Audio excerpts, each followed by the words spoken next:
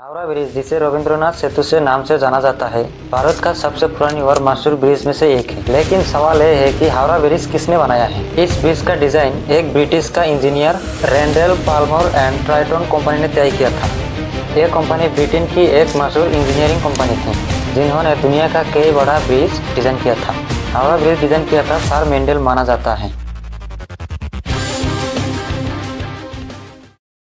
इस ब्रिज का निर्माण ब्रिटिश सरकार के द्वारा हुआ था, जब भारत अंग्रेजों का शासन में था। कंस्ट्रक्शन का काम भारतवेट एंड जिसप कंस्ट्रक्शन कंपनी को दिया गया था, जो उस समय भारत की बहुत बड़ी एक इंजीनियरिंग कंपनी थी।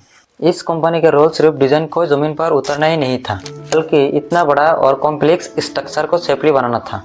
इस प्रोजेक्ट में हजारों भारतीय मजदूर और इंजीनियर दिन रात काम किया।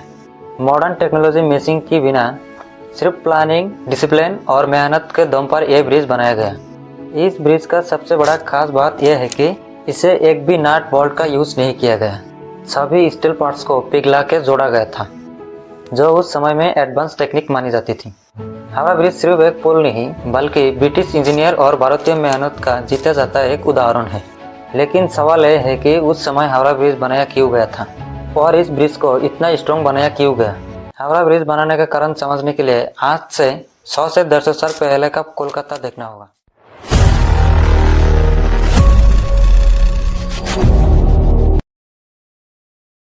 उस समय कोलकाता ब्रिटिश इंडिया की राजधानी थी और पूरी देश का सबसे बड़ा बिजनेस और मिडिल पॉइंट माना जाता था। हुगली नदी की इस पार कोलकाता और उस पार हावड़ा इंडस्ट्रियल तेजी से डेवलप हो रहा था। शुरुआत में दोनों शहरों के बीच आने जाने के लिए सिर्फ फेरी सर्विस थी। लोगों का माल सामान और फैक्ट्री के लिए मटेरियल नदी पार करने में बहुत बड़ी दिक्कत होती थी। जैसे जैसे पॉपुलेशन बढ़ी, उस तरह से फेरी सिस्टम पूरी तरह से फेल हो गया। इस दौरान व्यापार करने वाला, ऑफिस जाने वाला और डेली लाइफ से बहुत ही दिक्कत हो गया था। 1874 में एक टेम्पोररी ब्रिज बनाया गया था, लेकिन वो ज्यादा ट्रैफिक को संभाल नहीं पाया। बारिश और तेज धार के समय इसे बंद करना पड़ता था।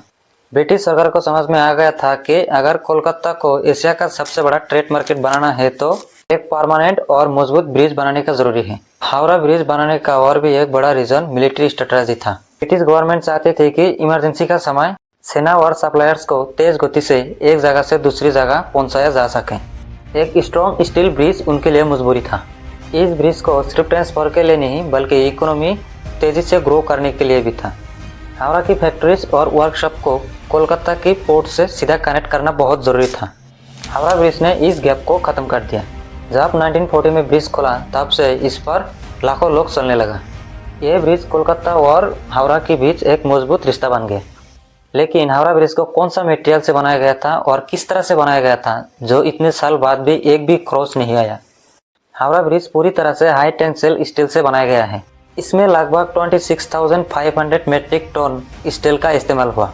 यह स्टील ब्रिटिश से मंगवाया गया था, क्योंकि उस समय भारत के पास इतना एडवांस क्वालिटी का स्टील नहीं था।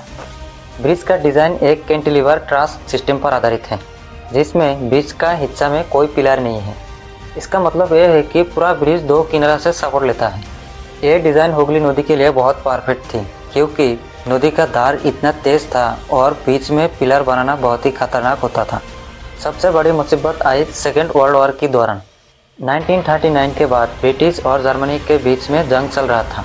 जर्मन का प्लेन से हमला का खतरा था, इसलिए ब्रिज का स्टील का पार्ट्स को छुपा कर रखा जाता था।